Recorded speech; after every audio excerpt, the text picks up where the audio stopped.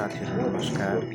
आज चाहिँ म यो रातको समयमा फेवा दयालको फुड ट्र्याकमा बसेर भ्यू हेर्दै गर्ने क्रममा यहाँहरूमाझ भिडियो लिएर आउन मन लाग्यो।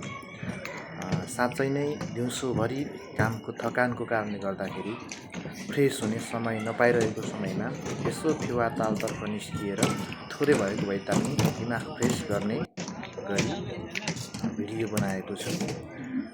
जस यहाँ आएर फेवा तालको छेउमा बसेर लगातार फुड ट्र्याकको साइडहरूमा हेर्ने क्रममा चाहिँ मलाई चाहिँ विदेशमा बसेको महसुस भयो। अनि यो तालको छेउमा बसेर हेर्दाखेरि चाहिँ एकदमै शीतल हावा आएको भएर यस गर्मी मौसममा थोरै यहाँ तालको छेउमा बसेर अनि कालो चिया पिउँदै म चाहिँ एकदम राम्रोसँग ध्यान दिएर हेरेर माइन्डलाई फ्रेस गरेर फर्कनको लागि आएको।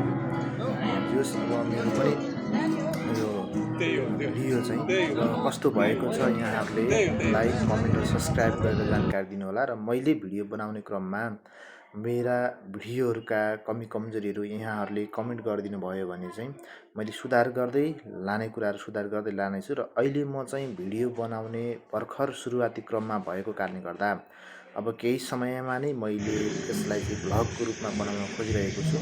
र यहाँहरू सबैजनाले मलाई लाइक कमेन्ट सब्सक्राइब गरेर साथ दिनुभयो भने चाहिँ अझै मलाई एकदम धेरै प्रोत्साहन मिलेर मैले विभिन्न किसिमको रमाइलो ठाउँहरूको कमेडी भिडियोहरू, काम गरेको भिडियोहरू अनि सिन भएको भिडियोहरू हालेर चाहिँ यहाँहरूलाई मनोरञ्जन दिने कोसिस गर्नेछु।